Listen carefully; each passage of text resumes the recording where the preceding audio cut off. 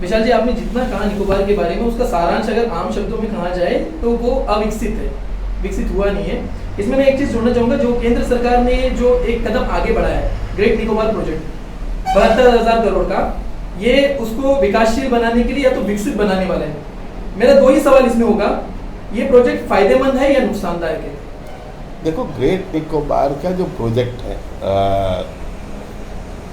इसका जो पोर्ट का, ट्रांजिट पोर्ट का, ये सुरक्षा की दृष्टि से भी बहुत इम्पोर्टेंट है, खाली सामरिक दृष्टि से नहीं।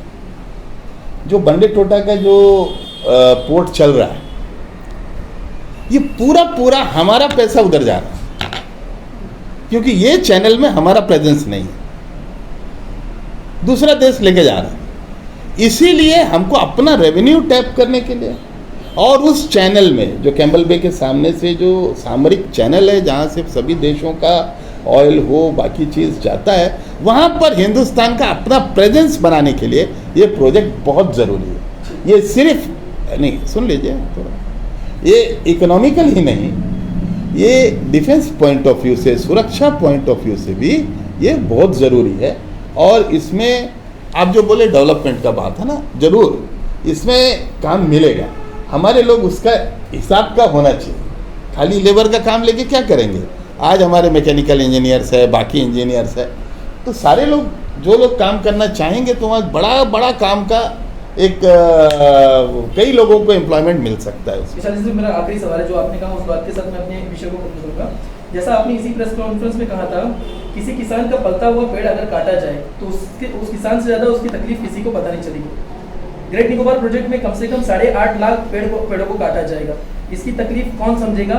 और ये प्रोजेक्ट आने के बाद ये जो नुकसान होगा, वहाँ के जीव जंतु, जो बहुमूल्य चीज़ें हैं वहाँ भी, जिसका बहुत भारी नुकसान होगा, इसका तकलीफ कौन समझने वाला है? जहाँ देश का सुरक्षा का प्रश्न आता है, वहाँ पर कड़ा से कड़ा कदम उठाना पड़ता है, और हर एक भारतवासी का कर्तव्य है कि उसमें ना नुकुर और नुक्ताचीनी नहीं करके सुरक्षा का प्रश्न जहाँ आता है, वहाँ सब एकजुट होकर सरकार के साथ खड़ा रहे।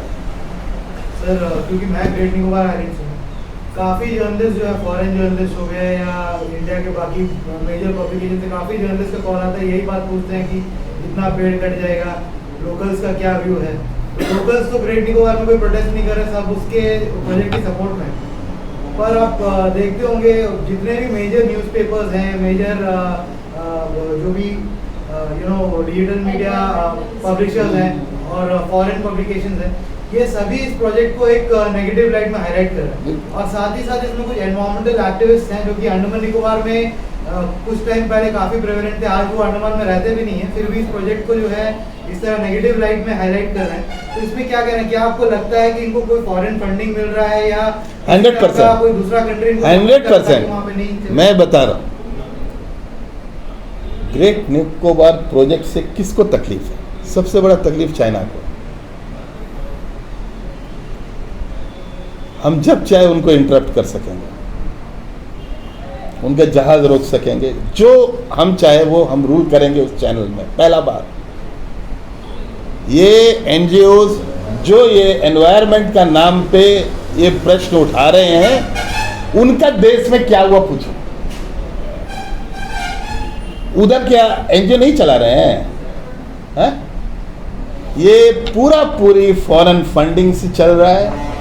ये जो भी लोग आज ये पेड़ का और ये प्रश्न उठा रहे हैं, हमारे लोग तो देखिए जो बात चल रहा है वो भाई पूछेंगे, आप पूछेंगे, वो आपका हक है, वो बात मैं जवाब भी दूंगा, वो अलग बात। लेकिन ये जो एनजीओज है, जिन लोग आज ये सोशल मीडिया में बाकी जगह ये प्रोजेक्ट को रोकने के लिए कैसे भी इसमें इंटरप्शन आए, इसके लिए काम कर रहे हैं, ये एंटी नेशनल हैं। ये लोग भारत का विकास नहीं चाहते हैं, और सुरक्षा का दृष्टि में भारत का जो वहाँ प्रेजेंस बनेगा, आगे का समय में वॉर फील्ड भी बदल रहा है, वॉर स्ट्रैटेजी भी बदलेगा, और जिस तरह से पूरा विश्व का आप सब देख ही रहे हैं, मैं बहुत ज़्यादा इसमें नहीं बोलना चाहूँगा, ये एरिया को सुरक्षित करना, अंडमान निकोबार को सुरक्षित करना, ये बहुत ज़रूरी है, बहुत ही ज़रूरी है। चारों तरफ से हम गिर रहे हैं, और सरकार का ये मोदी सरकार का, मैं कहूँगा मोदी सरकार का ये सबसे ज़्यादा पैसा और सबसे ज़्यादा ध्यान यहाँ दे रहे हैं कि अंडमान सुरक्षित हो और जिससे देश सुरक्षित रहे। कोहासा में पैसा लगा रहे हैं, वहाँ बाज एयरपोर्ट का काम चल रहा है, उसका भी बड़ा काम। अभी मैं ये CNC से मिल के आया हूँ, समझे ना। ये जो एयरपोर्ट का काम है तुरंत हो, मैं दूसरा इंटरव्यू में बताऊँगा। डिगलीपुर का एयरपोर्ट का काम जल्दी हो, क्यों इतना डिले हो रहा है, उसको एक्सपीडाइट कैसे किया जाए। मैं अभी इसलिए मैं डिले भी हुआ, इसलिए वहाँ से आया हूँ कैम्बल बे एयरपोर्ट का। ये देश का सुरक्षा का प्रश्न है और इसमें हम लोग सबको साथ खड़ा होना है और जवाब भी देना पड़े तो वो NGO को जवाब दें हम लोग मुंह तोड़ के कि आप अपना देश के बारे में थोड़ा ज़्यादा ध्यान दीजिए, हम लोग देख लेंगे अपना सुरक्षा और भारत के बारे में।